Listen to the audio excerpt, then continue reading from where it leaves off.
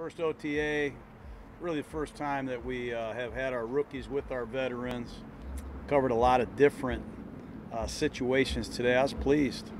Got a long way to go. I respect that. So do our players and coaches, but I'll answer any question I can. All right. Coach, what do you see from the young rookie offensive lineman so far? We like what we see. We like it a lot. Number one, we changed plays, I think, 30 times today.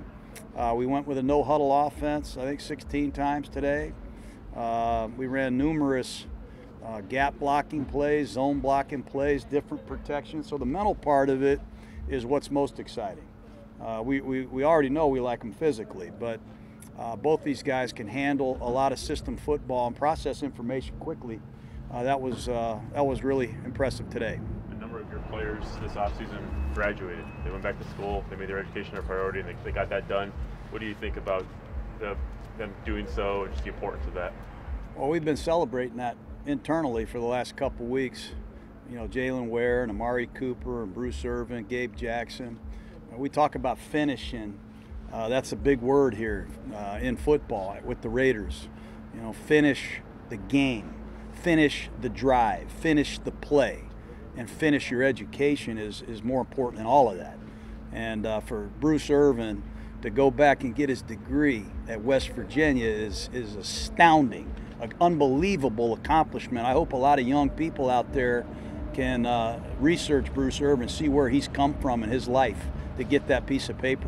You know, so it's exciting. We're really proud of it. On that topic, Bruce, within his journey to the NFL, he was someone who, when he got to the league, maybe before the draft, people said, "Oh, you know, is he a character concern? He's an off-the-field type of guy." One thing he's shown it, he's not that guy. He's Walter Payton Man of the Year last year. He's a college graduate. What kind of example do you think he is for some of your rookies, just to see how he's developed in the league, the type of man that he is off the field?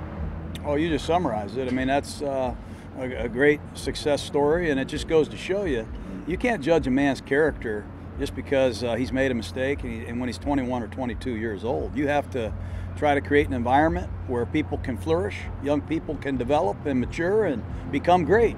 And Bruce Irvin's a great example of that. He was surrounded with greatness in Seattle, and he was put in a channel of success, and he took advantage of it. And hopefully we can provide that for some people down the road. Glad to see Gary out there actually covering receivers and play. Yeah, it's great to see Conley out there. We're counting on him. We need him. But to see Rashawn Melvin and Conley and Worley competing is really exciting. But Conley's special. He's, you know, a top pick in this draft for a reason, and I think from a confidence standpoint, he needs to get some work in out here. What needs to do to get back to the level he was 2 years ago? Oh, he's got to stay healthy. He's got a little twing in his hamstring right now. You know, he's got to stay healthy, number one. Derek Carr needs to stay healthy. We got to pass protect as a whole better. We got to do a lot of things better for him to be better, but number one, I think it's health. Going back to the tackles, you started off there with Breno and Sharp. Was a case of not force-feeding the rookies too much, or kind of the veterans have something? Well, it's the first day here. You know, Derek Carr is at a level of football that these rookies aren't, obviously. They just got here.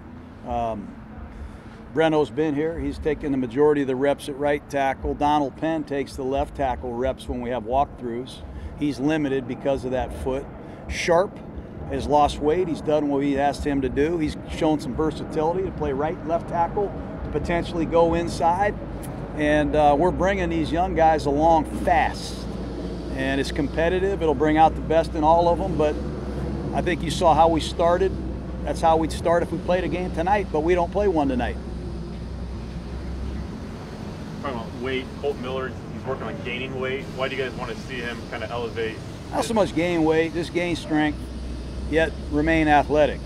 He's one of the most athletic tackles that I've ever seen, and I mean ever seen. At the combine, his broad jump, I think it was almost 11 feet. That's astounding. Ran a sub-5 flat.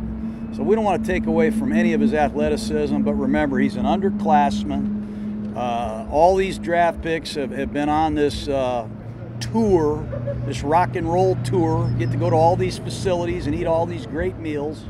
So we just want to get him in great shape, get him stronger, but maintain his flexibility and athleticism. Doing quite a bit of mix and match and whatnot with in the secondary and the offensive line. You know, like guys come in and other guys come in. Is it important to you to get a lot of the younger guys in there with the same reps with the older guys? Yeah, we don't know what we have right now. This is our first practice.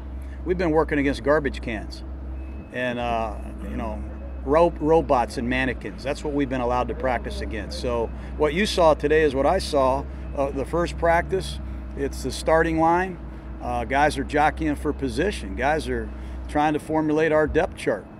We can make predictions and put a bunch of names on a depth chart right now, but over the next 9 or 10 OTA practices, we'll have a pretty good idea who's dialed in mentally and who can physically make the plays and who deserves to be number 1, number 2, and number 3. How close will be to joining the team drill? He doesn't look close to me at all. I'll leave it at that. He doesn't look close to me at all. Yeah. When you were going over the roster and looking at your receivers and such, I'm sure you noticed there was a lot of drop passes last year with this team. How do you eliminate that? What's your philosophy on getting rid of that? Well, there's a lot of people that look at Pro Football Focus and they think Pro Football Focus knows that, hey, that's a drop. Maybe that wasn't a drop. Maybe that was some guy's opinion at Pro Football Focus. I just want to say that. I think that's a great product. We use it. But, you know, sometimes the quarterback throws the ball in there early. Maybe he didn't take the proper drop. Sometimes a receiver might lack concentration. There's a lot of reasons, but you got to catch the football. We got to catch the ball better. We got to improve. Our receivers have to rise up, play better than they've ever played. And we've made changes there in this core, and they've got to obviously take the torch and run with it. When you say that Obi doesn't look close to you, is that health-wise or grasping concept-wise? Oh, he doesn't look ready to roll yet, so I don't let anybody practice without being ready to go physically, but he doesn't look like he's 100%. So I haven't seen much of Obi, except in the training room. How is Nick Nelson coming along from that meniscus? Yeah, I think he's on his way. We expect to have him ready for training camp, but we'll give you updates as we move on. All right, guys. We have to know. Is there any, I hate to ask you about this every time. We're not going to talk to you for a couple more weeks.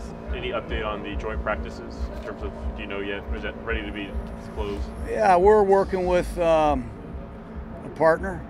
You know, I would give it to you honestly, but until it's official, you know, it'd be foolish for me to say what team we're talking to. But we're going to do everything possible to try to get a couple practices against another NFL team prior to training camp ending.